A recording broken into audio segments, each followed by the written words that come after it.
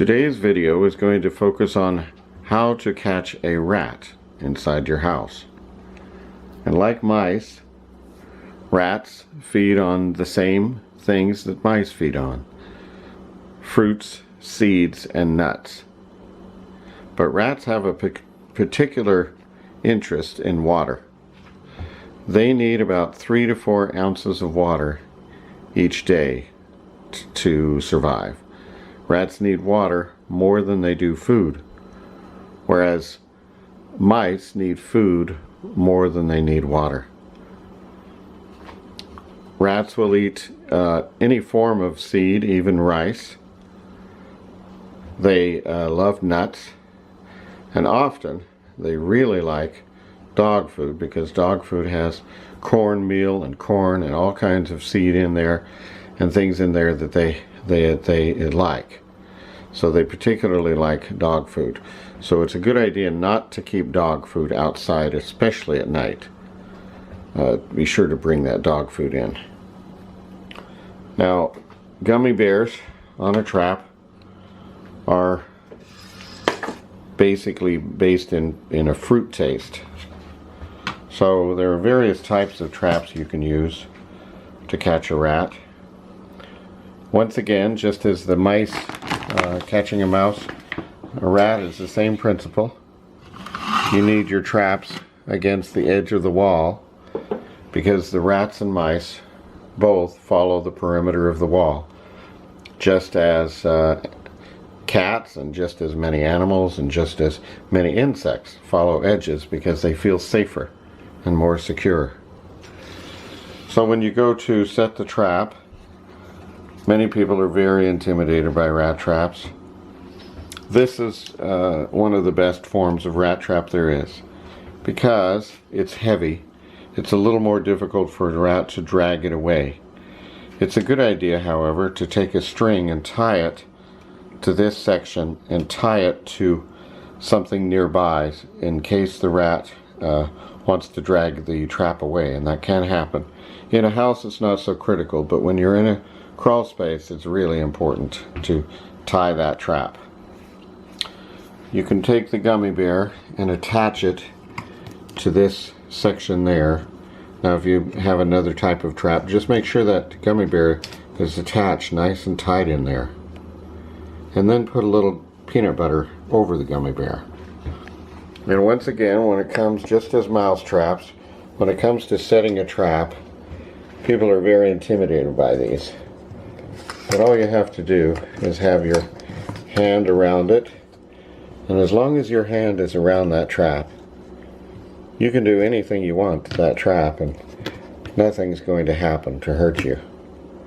So just keep your hand over this side of the trap and you'll be fine. Then when you go to place it, just place it over here against the wall and let it go. Now many of these traps have what's called a sensitive and a firm position. F is on this side and S is on the right side. Firm is so that in case you want if you're in an area where there's a lot of movement and things like that, you might want it on a firm setting, meaning you can move this plate over toward the firm setting. If you want it real sensitive for the rat to trip it, you put it toward the right on the sensitive setting. I usually put it on the firm setting because the rat is going to work hard to get that gummy bear off. Another type of trap are the new plastic types of traps today. And again, you would just put the gummy bear tucked in there nice and tightly with a little bit of peanut butter on the top, and then you'd set it up like that. That is not as likely to trip as this one, so but then again, same principle. And with these, usually what I'll do is I'll just take it, and if I want it to trip, I will just drop it on the ground and then let it trip. But there again, you just put it over here. Again, these aren't nearly as sensitive as these are, so you can move it around fairly easy without having to worry about things. even without your hand over it. And again, you put it against the wall. There is a trap called Jaws that is my favorite. It's a plastic trap like this black one. This is called a snappy trap, but the Jaws has edges against it, and it really catches the rat. Sometimes rats are so smart they will get out of that edge and slip out of it. They'll also come over to these traps and they'll learn to go so fast that they can get that gummy bear or peanut butter off, usually the peanut butter, or they'll even lick it off without it tripping. There's a famous picture of 3 rats on a pipe hanging down, all 3 of them, licking the peanut butter off of the tip of the trap. And they're hanging from the pipes with their tails so they don't trip the trap. And that's how incredibly intelligent rats are. Rats work on what's called muscle memory. They have very poor sight. So the yellow here is to attract them. But they work on a basis called muscle memory. So once they've gone around an item a few times, and at first they're very shy with a trap, but once they've gone around an item a few times, they'll move really quickly around that item with muscle memory. When you first put a trap out, be sure to put a couple of the gummy bears or peanut butter or both on both sides of the trap, because the rat will become accustomed to eating that first. The other thing you can do is it'll take sometimes 4 to 7 days before a rat will eat the bait.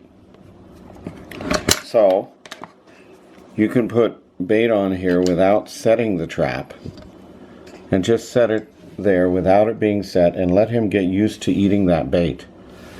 And once he's eaten the bait 3 or 4 nights in a row, and you may have to wait 4 to 7 days before he even approaches that trap. And then once he begins to eat the bait, then you can set the trap for the rat. And it's ready to go.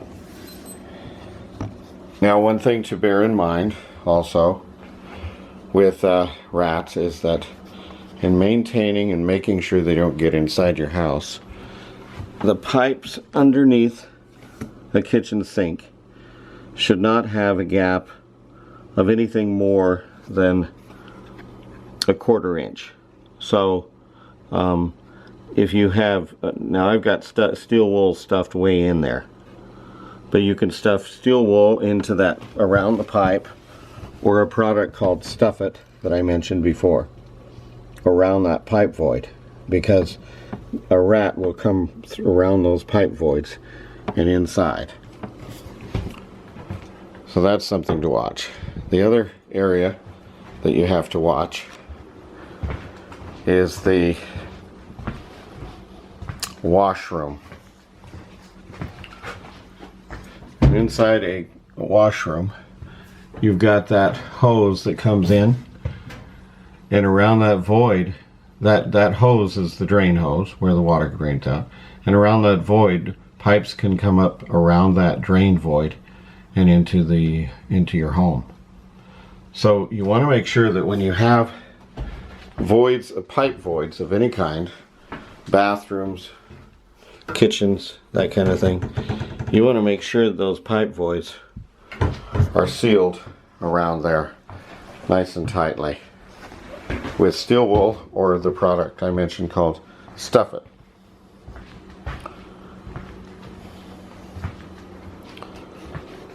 Another place that they commonly can come into is behind that dishwasher, around the pipes or the lines that are going inside. So that's something also to have someone to come and look at your dishwasher. Make sure that it's nice and tight behind there, because what they'll do is they'll come up under there from underneath and around and through. If those aren't tight underneath, they'll also go around these from above where that big gap is. So there's all kinds of gaps behind a dishwasher, and so you want to make sure those pipes are nice and tight. And the last thing to always be aware of is just make sure that your doorways don't have any gaps in them underneath the gap of the doorway. And make sure that you don't want anything more than a 1/4 inch gap. You want less than a 1/4 inch gap on all doors, because if you got a gap underneath that door, the possibility of a rodent getting in is very high. Trapping under your house is just as important as trapping above it, the floors, or in the attic. This is the entry of the crawl space, and what you'd want to do is go down deep into the crawl space and put along the edges on each side of every wall at least one trap if you're having an issue inside, because there's a very good possibility they're coming from the outside. The other thing you want to be aware of is that there are burrows where Norway rats will burrow underneath the actual entry of the crawl space.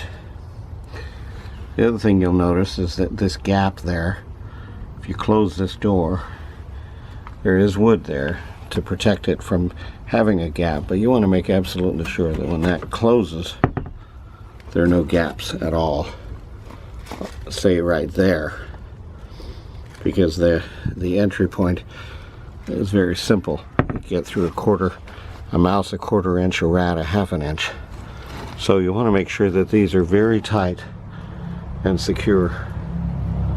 You notice there's burrowing here, burrowing there, burrowing underneath, and they'll also get the crevices on the side. Those crevices, that's where steel wool or some kind of filling product, the product called Stuff It, is very good. You can buy it on Amazon. STUFIT, Stuff It, is what most professionals use today. Finally, some final points regarding the trapping of rodents inside your house. First of all, when it comes to where a rodent resides, you will usually find droppings. Now sometimes you'll find a whole bunch, and sometimes you'll only find 1 or 2. It all depends on where he really is hiding, and you may not even know where that is. It could be behind a wall. But the droppings can be, if they're fresh, they will be soft. If you take a toothpick, you can tell that it's soft and dark. If they're old, they'll be brown and hard. In the attic, you want to do the same thing you do in the crawl space. You want to put 1 trap per side of the attic walls if you have them in the attic. Also, always keep 1 or 2 traps at the top of your attic entry, right at the entry, and at the entry of your crawl space as well, as a routine measure to prevent rats. And even mouse traps is a good idea if you have mice primarily in a region. And those 2 things are also very important to remember in preventing rodents. Hope you've enjoyed the video. Feel free to subscribe. That way you'll be notified of any new videos that come out. Have a great day. Thanks a lot. Bye-bye.